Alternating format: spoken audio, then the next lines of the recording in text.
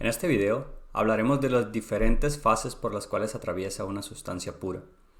Nos ayudaremos de un ejemplo muy sencillo en el cual contamos con un dispositivo cilindro-émbolo que contiene nuestra sustancia, nuestro sistema.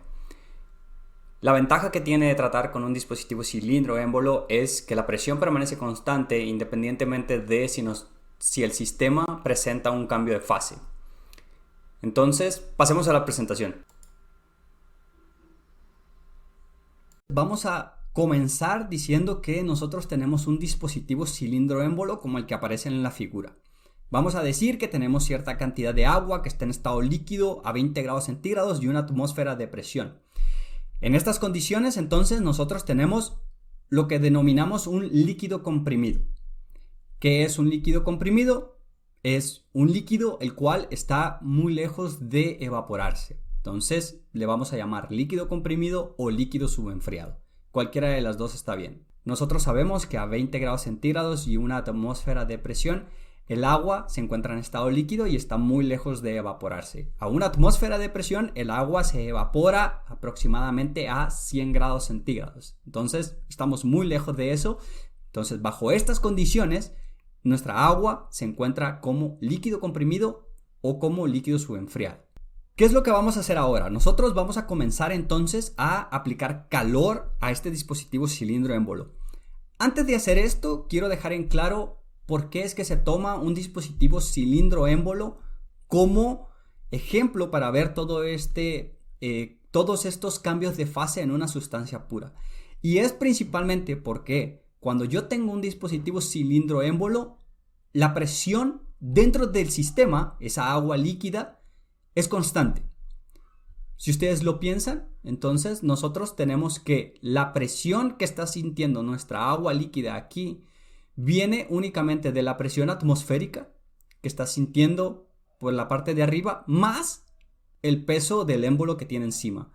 E independientemente de si yo comienzo a aplicar calor aquí y esto se comenzase a expandir, es precisamente por esa expansión que la presión permanece constante. Si esto fuera un tanque rígido, entonces al momento de evaporarse, esto no se podría mover y por lo tanto la presión estaría aumentando, dado que van a tener más energía y va a necesitar más volumen para poder disminuir la presión. Es por eso que vamos a considerar el dispositivo cilindro-émbolo, básicamente porque queremos que nuestro sistema se mantenga a la misma presión durante todo el proceso que vamos a seguir. Dicho esto, entonces, pasemos a aplicar calor a nuestro sistema. Nosotros comenzamos a aplicar calor y antes de ir, digamos, al límite en el cual vamos a llegar a 100 grados centígrados, vamos a analizar qué es lo que pasa a 40 grados centígrados, por decir algún valor, ¿no? 40, 50 grados centígrados. En esas condiciones, el agua sigue estando en su condición de líquido comprimido o líquido subenfriado. Está muy lejos todavía de poder evaporarse. Sin embargo, se podría apreciar cierto aumento en el volumen, un pequeño aumento en el volumen, dado que la energía entonces comienza a hacer que el líquido se comience a expandir. Obviamente es una expansión muy pequeña, pero hay que tomarlo en cuenta. La presión, otra vez, va a permanecer constante debido al dispositivo en el cual estamos trabajando. 40, 50, 60 grados centígrados tendríamos entonces las mismas condiciones. Líquido comprimido o líquido subenfriado, que todavía está muy lejos de evaporarse, pero cuyo volumen ya presenta un ligero incremento. Ahora sí, lleguemos al punto en el cual la temperatura de nuestro sistema, del agua, entonces ya llega a 100 grados centígrados.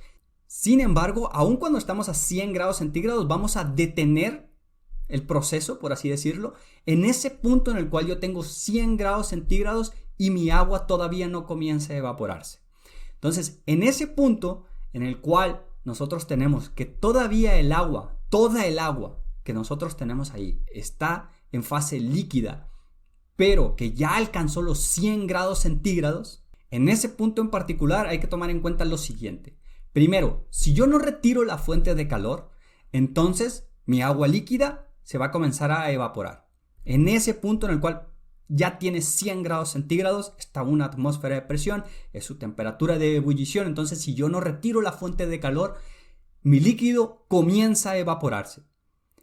Si yo retiro la fuente de calor, entonces va a comenzar a a disminuir su temperatura y el agua permanecerá en estado líquido. Y ese punto, esos 100 grados centígrados en donde toda el agua está en estado líquido todavía, pero está a punto de evaporarse, se le conoce como un líquido saturado. Para nuestro caso, nuestro dispositivo cilindro-émbolo, tenemos 100 grados centígrados a una atmósfera de presión. Cuando el sistema todavía no comienza a evaporarse, toda el agua sigue siendo líquida. Por lo tanto, estamos hablando de que el agua se encuentra en un estado de líquido saturado y ya no de líquido comprimido. ¿Diferencias entre las dos?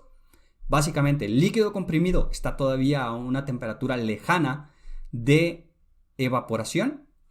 Incluso si hablamos de 95, 96 grados centígrados, todavía estamos en el régimen del líquido comprimido. Sin embargo, en el momento en el que ya estamos en el límite, ya le vamos a llamar como un líquido saturado, un líquido que está a punto de evaporarse. Continuemos entonces aplicando calor a nuestro dispositivo cilindro-émbolo en donde nuestro sistema es el agua. Una vez entonces nosotros no retiramos la fuente de calor y mi sistema, mi agua líquida, comienza a evaporarse, comienza la ebullición. Lo que nosotros tenemos es que la presión permanece constante debido a mi dispositivo cilindro-émbolo, pero durante el proceso de cambio de fase, la temperatura también permanece constante. ¿Qué quiere decir? Si yo no retiro esa fuente de calor de mi líquido saturado, entonces mi líquido se comienza a evaporar, ¿ok? No tenemos restricción de un cambio de fase, no tenemos la restricción del cambio de fase con la temperatura para el vapor. Si yo le doy al vapor de agua temperatura, si yo le doy al vapor de agua energía, entonces él puede aumentar su temperatura. Sin embargo, en este punto en el que nosotros estamos, todavía tenemos una parte del agua que se está evaporando y tenemos una parte del agua que ya se evaporó. Lo que hacemos entonces, es decir, la temperatura va a permanecer constante, es decir, vamos a permanecer a 100 grados centígrados. ¿Por qué? Porque si bien es cierto que el vapor podría aumentar su temperatura, el agua líquida no. El agua líquida a 100 grados centígrados entonces se evapora. El vapor ese sí que podría aumentar su temperatura, pero lo que hace es transferir energía al agua líquida para que ésta se evapore también junto con la fuente de calor que tenemos. Por lo tanto, todo el sistema está a 100 grados centígrados y permanece a 100 grados centígrados hasta que no se evapore toda el agua líquida que tenemos.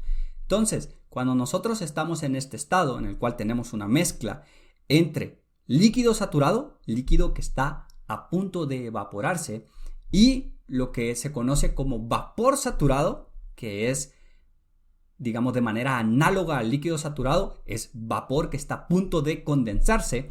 Entonces, tenemos la condición de que para nuestro sistema cilindro-émbolo, tanto la presión como la temperatura permanecen constantes. Si nosotros nos enfocamos en un punto en particular, digamos, a la mitad de la línea de evaporación, en el cual tenemos 50% de la masa total, que es líquido saturado, y 50% de la masa total, que es vapor saturado, entonces se le conoce como una mezcla saturada de líquido-vapor.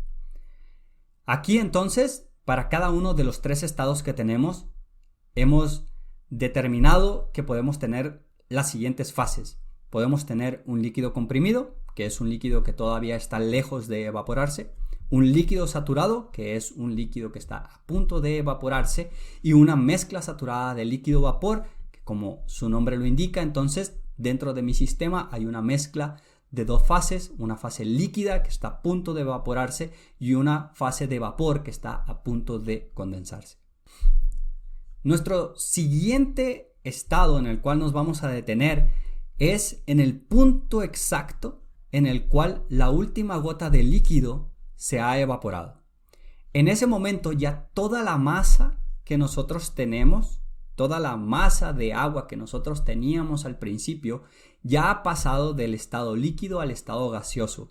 Y ahí vamos a hacer el mismo ejercicio que anteriormente, en el cual nos detenemos exactamente en el punto en el cual la última gota de agua líquida se ha evaporado y entonces tenemos nuestro sistema en el cual existe únicamente vapor saturado, que es vapor que se encuentra a punto de condensarse. Si nosotros retiramos la fuente de calor, inmediatamente mi sistema comienza a perder energía con los alrededores y comenzamos a ver gotas de condensación en el sistema. ¿Qué es lo que pasa entonces si yo no retiro la fuente de calor? Si yo no retiro la fuente de calor, entonces el vapor sigue expandiéndose, ya solamente es vapor, se va a continuar expandiendo y va a comenzar ahora sí a ganar temperatura. Va a pasar de esos 100 grados centígrados a los cuales estaba limitado debido a que todavía contenía agua líquida.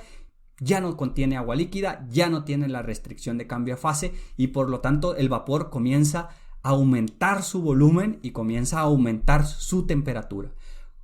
Si nosotros llevamos este sistema, digamos, a 200 grados centígrados, lo que podemos ver es que si nosotros retiramos en ese momento a 200 grados centígrados la fuente de calor, sí, el vapor va a comenzar a perder volumen, comenzará a perder temperatura, pero no se encuentra a punto de condensarse.